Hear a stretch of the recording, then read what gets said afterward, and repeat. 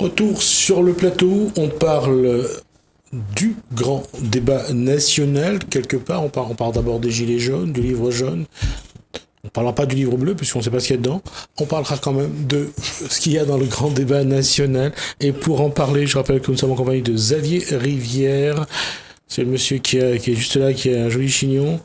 Quentin, également de Zalec, juste à côté de lui. On a Jérémy qui est là avec son chapeau, comme ça tout le monde reconnaît qui c'est. Marine, la seule femme de ce plateau, et Jean-Albert, donc également du QG Les Azalées. On va juste rappeler que le QG Les Azalées, c'est donc juste là où, dans la grande tour, au tampon. On parlait donc des revendications. Et je voulais dire qu'aujourd'hui, comment vous allez faire parvenir vos revendications, votre contribution au grand débat national. Parce qu'il faudra quand même que vous alliez dire au plus haut niveau. Ici, c'est je crois que la région a la main sur un conseil consultatif citoyen. Cherche parce que c'est pas facile entre le RIC et le ROC et le CCC. C'est pas simple. Alors je disais le conseil consultatif citoyen. Est-ce que vous avez contribué, c'est-à-dire, est-ce que vous avez participé au débat sur cette discussion mise en place par la région? Oui. Tout le monde a participé? Non, alors non. Mes collègues, oui. D'accord. Alors, puisque le premier oui a été Jérémy. Moi, Moi, juste une seule fois en fait, où je suis parti à la deuxième réunion à la tour, enfin à la pyramide inversée. Donc du coup, là, fin de compte, c'était toutes un peu les villes, les référents, etc. Moi, ma mission, une grande mission que j'aime bien, c'est filmer le direct, en fait. Donc voilà, comme ça, tout est vrai, tout est jamais effacé. Du coup, on m'avait parti pour ça, et c'est là ma vue où on avait une partie que t'es déjà bien construit, avec des bonnes revendications, que tout le monde l'avait depuis tout le début, depuis le 17 novembre, et une partie que t'es là pour ajouter des choses, et une partie aussi pour peut-être, je ne m'y connais pas, t'es fait quoi là. En même temps, le président de région était là, avec son beau sourire comme d'habitude, pour discuter. Tant mieux pour lui. Oui, tant mieux pour lui. Il a un beau sourire, monsieur Didier Robert, c'est pour ça que vous m'avez dit, il a dit ça. Et du coup, il a causé avec nous. Voilà comment on m'a participé, et après, on a des choses qui se passent, si nous pouvons participer à la discussion, on a des choses qui se passent au sein du conseil actuellement, comme un très bel ami à nous, que c'est un très bon militant, qui s'appelle Kevin. Lui a participé à une dernièrement à Saint-Paul, où lui disait oui, il voyait très bien qu'au niveau de la table du conseil, qu'elle a déjà été formée, que c'est du très haut qu'elle a décidé. Voilà. Donc pour eux, ça n'avait pas vraiment de spontanéité. C'est pas quelque chose qui se construit, mais qui a déjà été construit.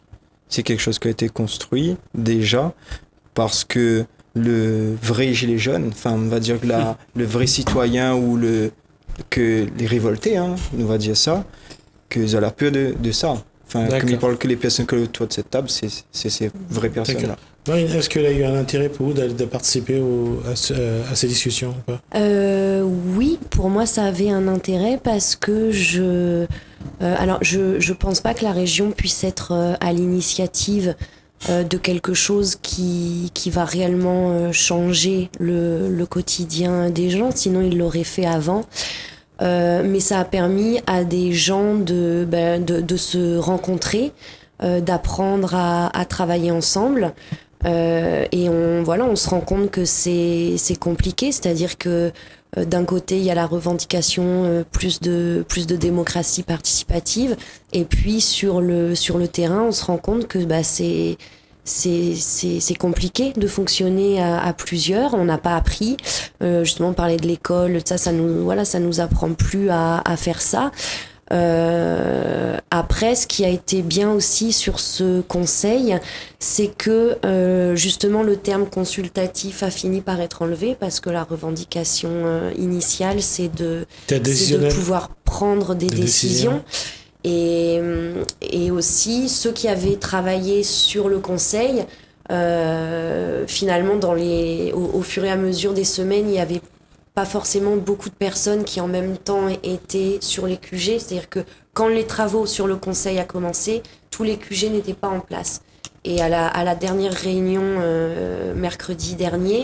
jeudi dernier, Ce qui a été super, c'est que les gens des QG sont venus, ont reconnu la synthèse qui avait été faite, ils ont félicité les gens de leur travail. Ceci dit, et nous, on était une partie à avoir travaillé pour ce conseil, à le faire remarquer depuis longtemps, ça peut pas, une fois de plus, être un outil complètement hors sol, qui n'a aucun contact avec ce qui est en train de se passer sur le terrain. Et tous ces gens-là se sont entendus pour dire, de toute façon, il faut inverser le rapport de force. C'est pas la région qui nous commande quelque chose, c'est nous, et on va prendre le temps qu'il faut pour apprendre à travailler ensemble, pour consulter les Réunionnais, puisqu'on parle d'un conseil citoyen, donc ça veut dire que ça concerne tous les Réunionnais. Et donc on va prendre le temps qu'il faut et on présentera ce qu'on veut et non pas un travail qu'on nous a commandé à la région. Messieurs, il y a 2 points sur lesquels je voudrais vous attirer votre attention. Un, est-ce que on a vu depuis la mise en place de ce mouvement le 17 novembre, est-ce que chaque groupe, chaque mouvement qui compose le mouvement des Gilets jaunes a une capacité à travailler avec les autres? Est-ce que vous vous entendez? Est-ce qu'il y a une solidarité? Est-ce qu'il y a une confiance entre vous? Est-ce que vous êtes prêts à travailler ensemble déjà? Parce que ça, c'est un des éléments qui explique qu'il n'y a pas une structuration du mouvement. Est-ce que aujourd'hui vous avez envie de travailler entre vous? Parce que, ne serait-ce qu'à lors d'une réunion de cette pour le Conseil consultatif citoyen, on a bien vu les divergences. Est-ce que vous pensez que vous pouvez travailler ensemble? Enfin, pour moi, en fait, les différences sont importantes. En fait, beaucoup parlent de division. Moi, je parle plus de diversité. En fait, on a vraiment besoin. Je parle pas de division là. Je parle du fait que de travailler ensemble. C'est de travailler ensemble. Ouais, mais c'est comme Marine vient de le dire. Hein, on nous a pas appris à travailler ensemble, donc c'est forcément que ça prend du temps.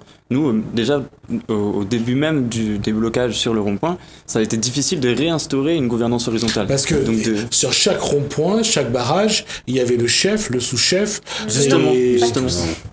Sur la plupart, je suis surtout, désolé. Justement, mais donc, moi je parle des QG, vous parlez des barrages. Moi je parle des barrages. Oui, nous, voilà, il y a un scénario qui s'est installé comme ça sur le QG des Azalées, enfin sur le rond-point, le blocage des Azalées même. Et le travail qu'on a eu à faire, c'est juste tout simplement d'amener un micro pour que tout le monde ait le même temps de parole et qu'on ne reproduise pas ces mêmes schémas de 2 gars qui sont, enfin, un homme et une femme qui sont votés à cri levé. Moi j'aime bien dire ça parce que du coup c'était en mode bon, qui vote pour celle-là? Ouais, bah bon, c'est elle. Et c'est bon, c'est lui. Et donc du coup nous, voilà, du coup il faut suivre ça. Donc non, il fallait rétablir déjà la gouvernance horizontale, donc le temps de parole égal pour tout le monde, même si peut-être ils ont la priorité de parole parce qu'ils ont été plus ou moins référents. Ce qui avait été le plus dur, c'est dès le début du blocage de dire non, on lutte contre la reproduction des schémas pyramidaux en fait. Mais donc ça prend du temps, il y a des techniques qui sont là pour ça, et donc les outils collaboratifs doivent être mis en place sur l'ensemble en fait du territoire. Oui, mais on a vu, certains maires ont infiltré certains barrages. Ils ont le recours carte après. Certains ronds-points, ils l'ont fait en tout cas. On a vu que, peut-être pas chez vous, mais chez d'autres, ça s'est fait. Des maires ont tenu certains barrages.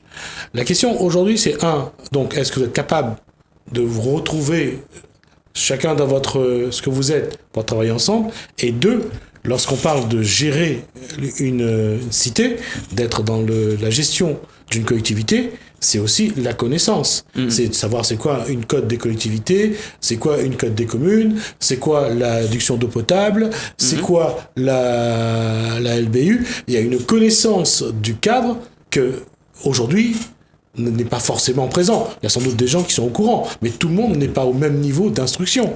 Alors, comment faire pour que cette différence d'instruction, de connaissances, n'amène pas la suspicion, justement, entre ceux qui ont un peu moins de connaissances par rapport à d'autres? Alors, déjà, par rapport au manque de confiance, il faut quand même prendre bien en compte le contexte réunionnais, le contexte politique réunionnais, qui est gangréné depuis des années par tout ce qui est clientélisme, corruption, tout ça. Malheureusement, c'est dans tout ce qu'on voit, la politique a toujours perverti tout système. Comme on est sur un petit territoire, c'est exacerbé. C'est aussi ce qui fait que les gens étaient beaucoup dans la méfiance de qui es-tu, pour qui tu travailles, et il y a beaucoup d'énergie qui a été perdue au début à essayer de démasquer les gens jusqu'à ce qu'une nouvelle vague, et les QG représentent un peu cette deuxième phase, de dire on va se faire confiance et on fait. Parce que des infiltrés ou des corrompus, il y en aura toujours. Donc c'est pas grave, on parle, on fait ensemble. La marche des possibles, c'était un des objectifs, c'était de donner, de transmettre des outils collaboratifs aux gens, de les expérimenter ensemble. Il y a des tas d'outils qui existent. Et nous, ce qu'on s'est rendu compte sur le terrain, c'est que les gens ont l'impression qu'ils sont pas capables, parce que par exemple, ils connaissent pas un sujet ou quelque chose comme ça, et que dès qu'on donne des outils, ils se rendent compte qu'ils ont les solutions en eux. Il y a des tas, donc il y a les ronds causés qui ont été instaurés sur pas mal de QG, avec une méthodologie rond causé qui est en train d'être expérimentée, avec voilà le temps de parole pour tout le monde, avec une communication gestuelle. Donc tout ça, c'est pour tout ce qui est réappropriation de la parole et puis partage de l'information. On a fait des débats mouvants pendant la marche des possibles qui ont super bien marché, qui font que on est acteur du débat, on se rend compte que on peut changer d'avis, on apprend à écouter les arguments des autres, on est sur les idées et non pas sur les personnes. Il y a quand il faut choisir, par exemple, si quelqu'un doit parler aux journalistes, ou on peut faire une élection sans candidat. Enfin, il y a plein de processus issus de systèmes de gouvernance alternatifs, la sociocratie, etc. Et ensuite, il faut rendre honneur au travail justement des QG. Alors, il y a les azalées évidemment qui sont tellement bien rodés que ça y est, ils ont commencé à s'ouvrir sur l'extérieur, à proposer des ateliers. À propos de la connaissance, justement, il y a des gens sur les QG, ils vont vous dire j'ai gagné un bac plus 10 en 2 mois, parce que justement, quand on parle de la vie chère, il faut se les fader, les dossiers. Et il y a énormément de compétences sur les ronds-points. Et voilà, et des gens, ils se sont penchés sur qu'est-ce que c'est que l'amendement Virapoulet, comment fonctionne la Constitution, comment on peut imaginer un RIC si c'était mis en place au niveau local. L'octroi de mer. Ce sont des lieux de travail. Et c'est en train de devenir aussi des lieux d'échange, des lieux d'ouverture. Et moi, ce que je trouve super triste, c'est que justement, on est en plein débat national. Il n'y a rien qui a été fait au niveau local. Le mieux, et je pourrais même pas les citer, c'est quelques mairies qui ont mis un cahier de doléances pour les gens. Donc, au mieux, on va aller récupérer une liste de revendications individuelles. C'est le degré 0 du débat. Donc, et finalement, les seuls endroits où ces débats ils sont en train d'avoir lieu, c'est sur ces petits QG avec des gens qui ne sont pas des professionnels de la politique, qui n'ont aucun moyen et qui pourtant, en 2 mois, ont su essayer de s'entendre, de se faire confiance et d'ouvrir leur QG pour organiser des débats avec des gens de l'extérieur. Et je répète ce que j'ai dit tout à l'heure, quand on parle de la confiance, de travailler ensemble, c'est pas facile, on est nombreux, on ne se connaît pas, et à côté de ça, on a des politiques professionnelles qui à 6 ou à 24 n'arrivent pas à travailler ensemble. Vous arrivez à travailler entre vous? Ça va vous faire confiance déjà entre vous là? Ça se passe bien? Ça passe bien, très bien. Avec quel QG vous êtes plus en relation? En fin de compte, nous sommes plutôt en relation avec nous-mêmes. Par les autres QG? Si, des communications, même. C'est déjà nous-mêmes en harmonie entre nous et puis pour autant. Mais vous avez entre nous. Vous avez l'occasion d'aller échanger avec un autre QG, de confronter d'autres revendications ou pas? Bon, par exemple, on a deux monde Manapani, il vient d'or avec nous. Hier soir, on a deux monde avec nous. À partir renforcer le QG de Dorzalé, l'action de blocage ciblée. Nous causons ensemble, on a plusieurs QG là en place et nous dit telle place, telle heure, bam, et nous ça va. Et je pense la réunion de jeudi dernier a marqué encore encore une étape, parce que justement là il a été convenu qu'il y aurait des réunions inter-QG pour fluidifier la communication et que voilà, et contrairement j'ai pas trop compris ce que j'ai lu dans la presse le lendemain, c'est que cette réunion, elle s'annonçait hyper houleuse avec des gens qui étaient non seulement différents, mais des fois opposés sur des positions. Et on est sorti le soir, il y avait consensus. On était à 100 et il y avait consensus. Il va nous rester un petit peu moins de 8 minutes. La question, et je la repose de nouveau, quelles vont être vos propositions, quelles vont être votre contribution à ce débat national pour La Réunion, y compris pour le Conseil consultatif citoyen, si ça se fait. Qu'est-ce que vous allez demander, Jean-Albert? Qu'est-ce que vous voulez que on vous donne comme moyen pour vous aussi prendre part à la gestion de la cité, puisque la politique, c'est la gestion de la cité? Enfin, moi, personnellement, c'est une priorité, c'est vraiment de répondre à ce besoin de connaissances, en fait. Donc, du coup, sur tout l'écosystème sociétal, en fait, à La Réunion, comme ailleurs, le plus important, c'est d'arriver à vulgariser, à rendre plus démocratique la connaissance autour de tout ça, en fait. Toutes ces informations-là, c'est la priorité pour pouvoir comprendre le contexte et pouvoir avancer dedans. Et d'un autre côté, pour moi, l'accompagnement pour créer des entreprises, pour vraiment que ce soit plus accessible, en fait, tout ça, en fait, toutes les solutions que, oui, par nous-mêmes, on a bien compris que c'est par nous-mêmes qu'il faut qu'on fasse, mais en gros, aidez-nous à aller plus vite, en fait, réellement, et non pas juste avec des grandes phrases et avec des projets qui sont souvent égocentriques pour nos décideurs, quoi. La FINFE, les États généraux de l'autonomie en 2009, elle a écrit toutes les solutions pour l'autonomie alimentaire, pour l'éducation, pour tout. La FINFE réfléchit à plein de spécialistes. Ce qui a donné à l'ODEOM. Voilà. Mais après, le conseil, quand est-ce qu'ils mettent en place, en fin de compte, ça nous voit. Donc moi, personnellement, même nous concentre dans le par nous-mêmes. Pour moi, la société doit à nous, là, par rapport au grand débat national, ben déjà, pourquoi ils ne causent pas l'ISF, alors que tout le monde sait pourquoi ça donne chez les jeunes. Ils ne veulent pas de taxe bonne là même. La Réunion, j'ai jamais entendu parler. Le président, il dit en Réunion, il dit même pas La Réunion, le Boug. Alors, qui ça, voulait été... Excusez-moi. Nous est là, La Réunion, rescape nous-mêmes, nous organiser nous fait des débats entre nous.